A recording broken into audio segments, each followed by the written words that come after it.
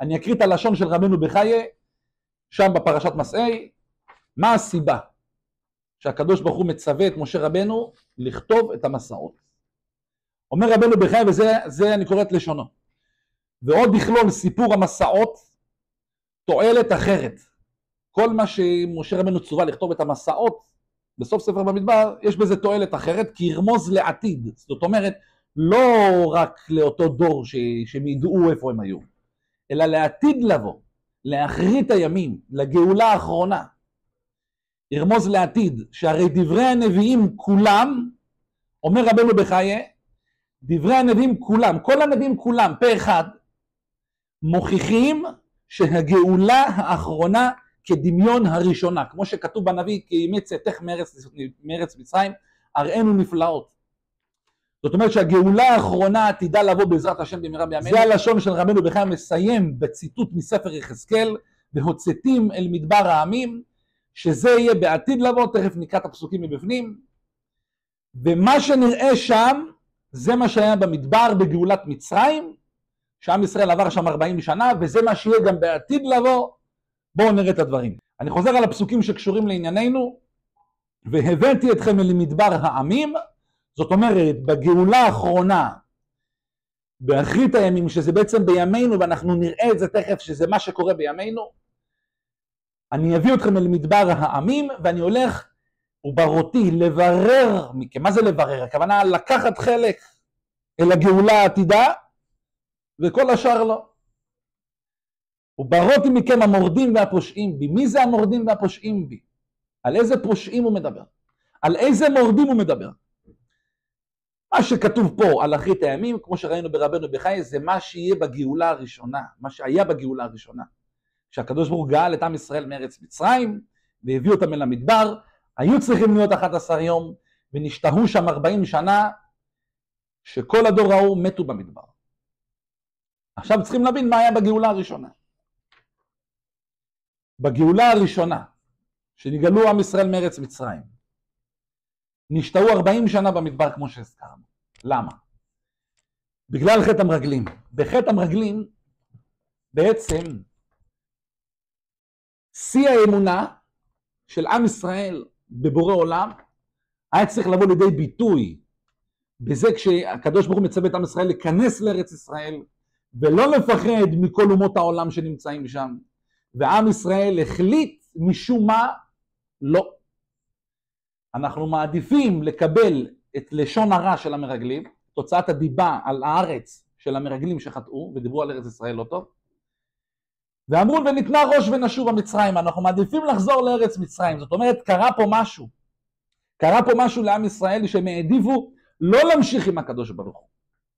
הם העדיפו לחזור חזרה למצרים. העדיפו לחזור להיות עבדים במצרים. מה קרה פה? מה עם ישראל ראה?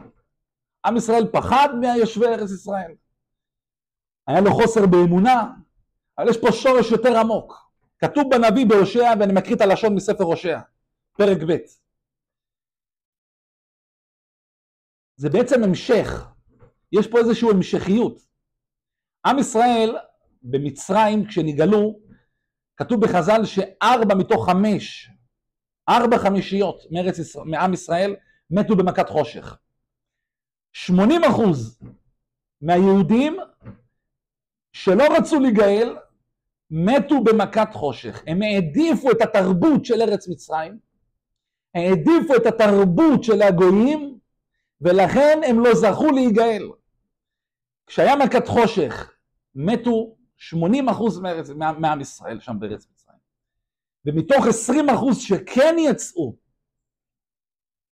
הקדוש ברוך הוא אמר להם, אתם צריכים להיכנס לארץ, והם העדיפו לחזור חזרה למצרים. שוב פעם, ניתנה ראש ונשוב במצרים, יש כאן איזה מאפיין, איזה שורש פנימי שהם העדיפו את תרבות הגויים. שימו לב מה כתוב בנביא הושע פרק ב' פסוק ט'. מה קרה שעם ישראל מחפש לרדוף אחרי הגויים? ורדפה את מאהביה, זאת אומרת עם ישראל שנמשל לכלה של בורא עולם, חתן וכלה, יש לה מאהבים, ורדפה את מאהביה, ולא תשיג אותם, וביקשתם ולא תמצא. אותה כלה מכובדת של בורא עולם של החתן, היא רדפה את מאהביה, היא מעדיפה לרדוף אחרי אומות העולם, ולא תשיג. כתוב בנביא שעם ישראל, השורש שלו, של הדברים האלה, שאנחנו דברים עמוקים מאוד, של מכת חושך, שמתו 80%, של 40 שנה במדבר, שנשתהו שם ומתו כל אלה שהעדיפו לחזור חזרה למצרים, ותכף נראה מה זה מדבר רעמים, כמו שראינו ברבנו בחיי, שהוא מדבר על לעתיד לבוא, וזה אותו שורש, מה שהיה שם שיצאו למדבר ונשתהו שם, זה מה שיהיה בעתיד לבוא במדבר רעמים. אבל מה השורש קודם כל? מה השורש? למה כל התהליך הזה? למה? זה מה שאומר לנו הנביא הושע. ורדפה את מאהביה. יש יהודים שמעדיפים את החוקים של בית הדין הבינלאומי. כל מיני שמות יפים, האג, שמות של גויים, חוקים של גויים. מעדיפים את החוקים של הגויים מאשר את החוקים של בורא עולם. של הקדוש ברוך הוא, של התורה. של התורה של אבותינו.